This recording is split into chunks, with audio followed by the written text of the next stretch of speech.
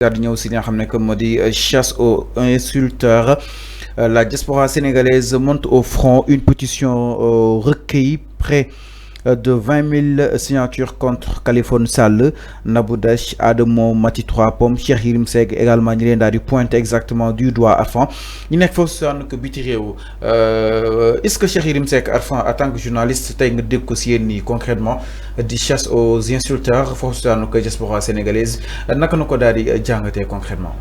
oui Serigne Cheikh xam nga man laajoo naa ko fii yàggul ma ne la. Serigne comment dire Cheikh Yérim Seck fan la réer daane man dama doon poser question bi je crois que semaine bee passé maa ngi doon poser question de savoir ma ne leen Cheikh Yérim Seck fu mu nekk ci kër àddina parce que booba léegi waxul depuis bu mu ko Adamo démasqué booba léegi dafa toog waxul kenn déggatu ko fenn. Si tey la diaspora sénégalaise bu nekk foofu à l'étranger mu jël initiative voter pétition pour ces personnes que yi nga cité mais ñoom ñoo jël peut-être seen responsabilité dañoo xam lu tax ñu def lool mais fallu pétition yàgg na fi ay nit yàgg nañu signer pétition fii.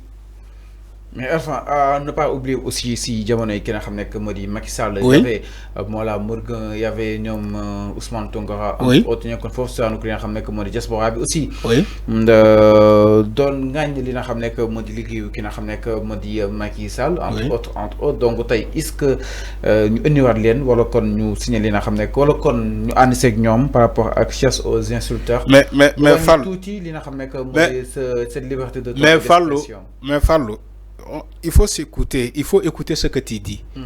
Doon ŋàññi la gestion de Macky Sall. dañu doon ŋàññi. noonu laa ko mën a waxee. mais ku doon ŋàññi ak kuy saaga. du benn xamal luy ŋàññi critiquer ci français.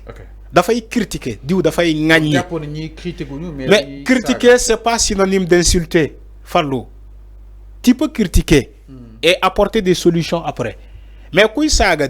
jël yaay jàmbur du ko saaga Nabou Dash lan lay def day jël yaay Ousmane Sonko du ko saaga Mati 3 Pommes lan lay def day saaga ay nit Khaliphone Sall dafay saaga mais ils ont signé une pétition contre des insulteurs Fallou c'est pas des chroniqueurs c'est des insulteurs les insulteurs de la toile ñi nekk ci internet bi di saaga ñoom la ñuy wax il faut dire les choses telles qu'elles sont man loolu laa gëm. booy ne weex na day fekk mu weex nga ne lii de li ma jaakaarloo lu weex la bu dee xonk na nga ne man de li ma jaakaarloo nii xonk na man loolu laa gëm bu fekkee ñooñu ay saagakat lañu wa ilaa nañ leen wooyee ay saagakat les insulteurs loolu kese la ils ont signé une pétition contre les insulteurs yi nekk ci diaspora bi dafay ternir l'image du Sénégal. Alors, mais Cheikh Yérim Seck, peut-être nous ne comprendre, mais Cheikh Yérim Seck avec sa casquette, un grand analyste. Il n'est pas un journaliste. Entre autres, il est un journaliste. Il est passé par Jeune Afrique vu justement de sa carrière, mais aussi où il est passé entre autres. Taï Cheikh Yérim nous cité taï si yéni concrètement avant. Mais journaliste ça te fait concrètement. Journaliste ça la rek. Non enfin. Mais loolu la.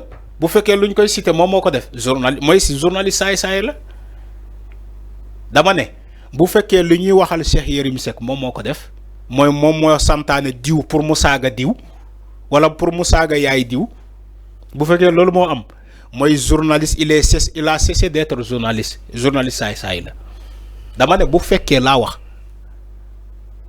donc damay jàpp ni ku yónni saagakat yow saagakat nga. ku fay saagakat pour mu saaga yow cela veut dire que yow mi ko fay yow saagakat nga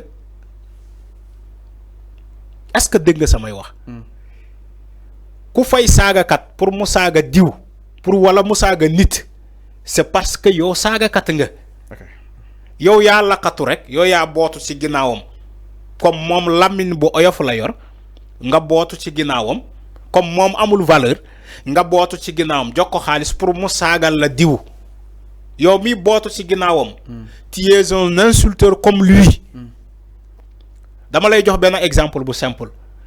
Dans une scène de corruption, on nous dit que le corrupteur et le corrompu, ils sont tous les deux des corrompus. Ñom ñaari yépp, ils ont la même peine.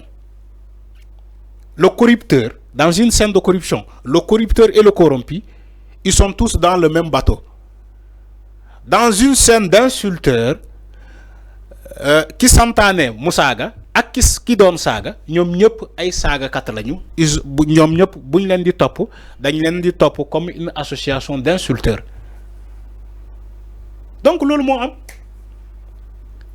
Mota mëno discerner, dissocier ki doon saga ak ki fay ki doon saga. Mëno leen dissocier. Ils sont tous dans le même bateau.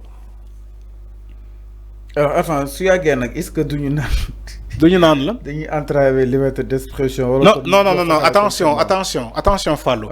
Liberté d'expression ne veut pas dire que tu dois forcément insulter une personne. Ça n'a rien à voir avec la liberté d'expression.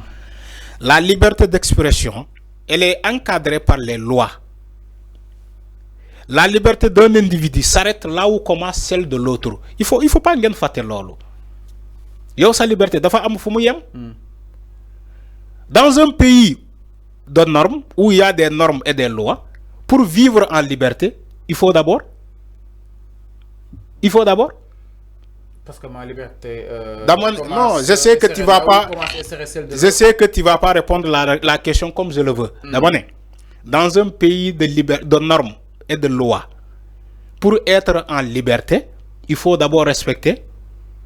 Il faut respecter les lois et les normes et les règlements.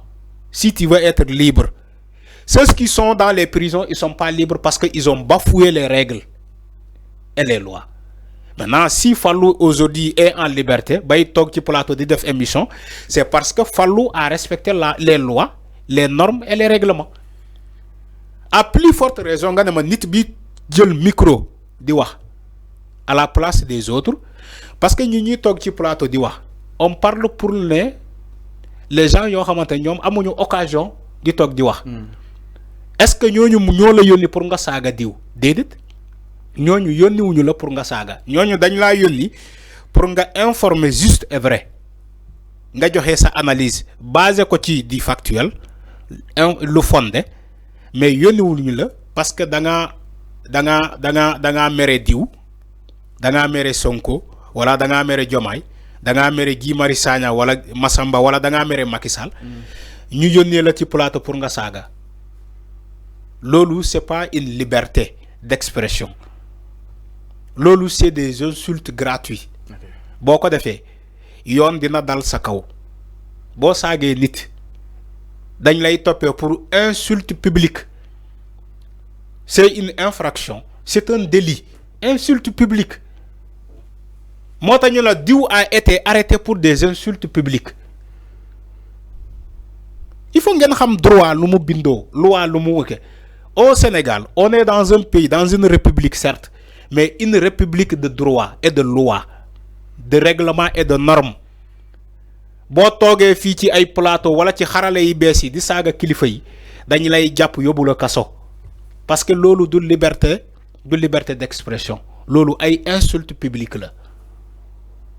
Bo gisee ma expliquer la li pour nga comprendre, nga dissocier ci liberté d'expression, liberté de ton ak des insultes, c'est pas la même chose. Fi liberté ñi wax ñu ngi wax ba légui ay ñaata chroniqueur wala ñaata journaliste, ñaata homme de média ñoo nek Sénégal di wax di joxe sen xalaat, kenn jàppu leen kenn tëju leen parce que débordé wuñu, saagawuñu nit, débordé wuñu, dañoo respecter comment dirais-je les lois, dañoo respecter les normes, mais aussi dañoo respecter le code de la presse. Dañoo respecter le code de la presse. Alors mi ngi non clair. Motax ken jàppu leen ken woowu leen. Alors mi ngi non c'est ça la réalité. Et tu me dis que oui, Cheikh Yérim Seck c'est un journaliste. Comment il peut être un journaliste à ce point? Mais Cheikh c'est un journaliste, enfin quand même. C'est un journaliste bien reconnu un peu partout en Afrique. D'où son parcours à Jeune Afrique. Jeune Afrique. Dis-moi, français d'affaire. Français monnaie. Dans son cursus quand même. Français monnaie. Dis-moi qui est ton ami. Je te dirai qui qui tu es. Mais Jeune Afrique bu ñuy ŋàññi tey moom moo formé Cheikh Yérim Seck même si Cheikh a été formé dans une école de journalisme mais il a fait presque sa carrière à Jeune Afrique te moom nekkinam Jeune Afrique ñu bëri xam nañu ko lan moo ko jëlee Jeune Afrique voilà. C'est des choses yoo xamante ne les Sénégalais le savent xam nañ du baax.